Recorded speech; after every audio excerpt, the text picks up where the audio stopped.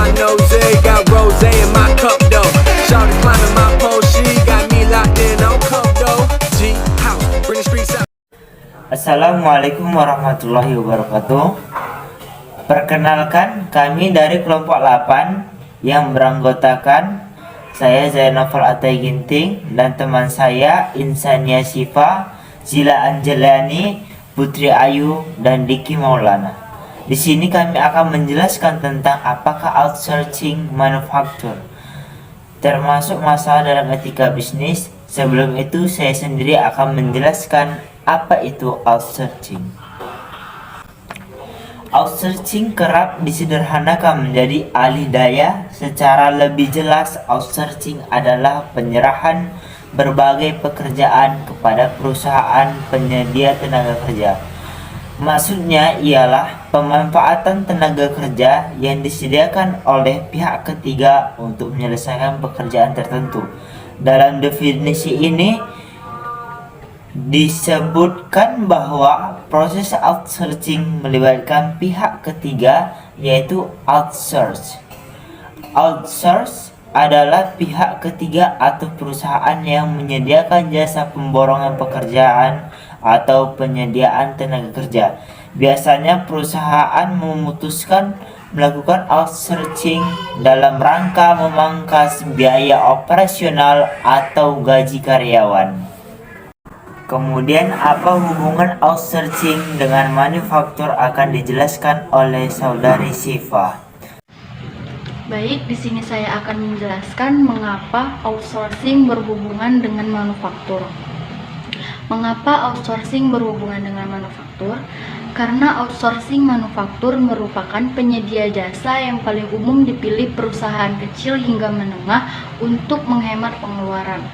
Outsourcing manufaktur dikenal dengan penyedia jasa bagi klien yang ingin mengalihdayakan produk maupun instalasi karena kurangnya fasilitas dan pekerja di bidang tersebut, di mana perusahaan kecil hingga menengah sangat terbantu dengan adanya pihak ketiga untuk memproduksi dengan biaya rendah dan berkompetisi dengan kompetitor.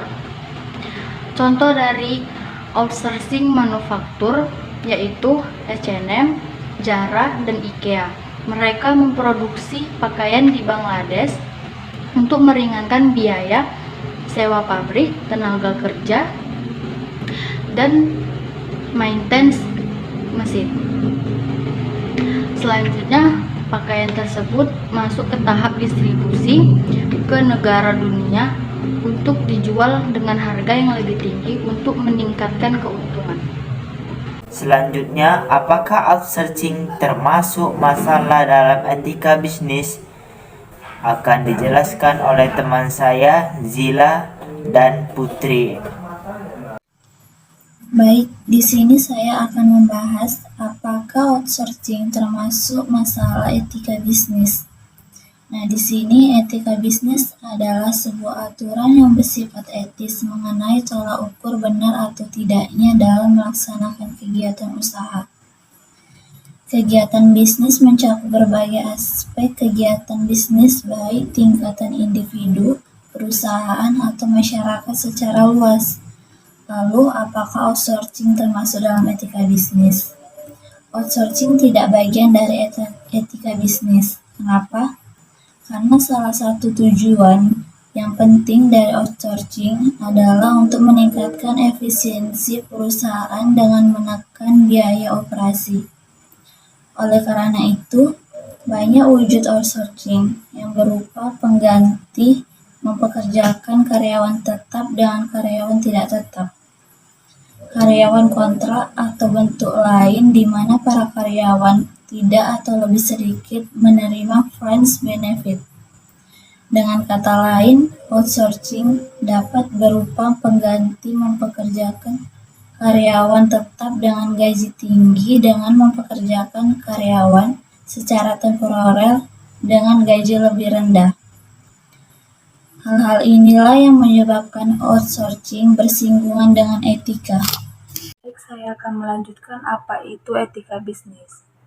Banyak kritik yang dilontarkan bahwa outsourcing merupakan pengkhianatan para pimpinan perusahaan pada karyawannya, di mana para pimpinan menerima gaji rata-rata 100 atau 150 kali lipat dari rata-rata penerimaan karyawan rendahnya, di mana itu tindakan yang tidak etis. Hal ini banyak dialami oleh perusahaan di negara yang sedang berkembang. Memang tidak semua hal berlaku demikian. Artinya tidak semua perusahaan terpaksa memberikan gaji rendah karena faktor mempertahankan hidup perusahaan. Ada sementara perusahaan yang memang terlalu serakah dalam mendapatkan keuntungan yang sangat besar dengan mengorbankan kepentingan pokok para karyawannya. Di negara yang sedang berkembang, persoalan juga tidak hanya itu. Selain ada persoalan dilematis antara mempekerjakan sedikit orang dengan gaji cukup atau mempekerjakan banyak orang dengan gaji kurang. Sementara angka pengangguran begitu tinggi. Meskipun keuntungan merupakan motivasi yang sangat penting dalam masyarakat, namun mencarinya tidak boleh membenarkan pengingkaran terhadap komitmen terhadap kepentingan dan hak-hak karyawan. Dalam menerapkan outsourcing, manajemen harus memikirkan dan mempertimbangkan pentingnya kesetiaan dan keamanan kelangsungan kerja. Kemudian, solusi untuk outsourcing manufaktur akan dijelaskan oleh saudari Diki.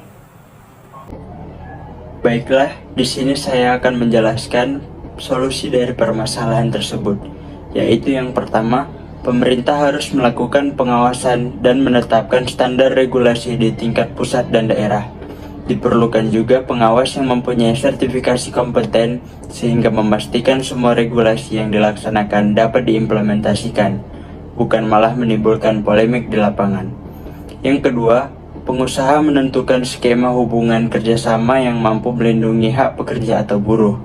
Iftida mengatakan, perusahaan seharusnya menetapkan outsourcing bukan hanya efisiensi, melainkan produktivitas yang kaitannya dengan kesejahteraan. Yang ketiga, perusahaan outsourcing mampu berbenah diri hingga menjadi lebih profesional dan taat hukum. Nantinya, diharapkan perusahaan outsource tersebut dapat menjadi mitra usaha yang diandalkan berdasarkan kompetensi dan produktivitasnya. Baiklah, sekian penjelasan kami dari kelompok 8 tentang outsourcing manufaktur. Lebih dan kurang kami mohon maaf. Assalamualaikum warahmatullahi wabarakatuh.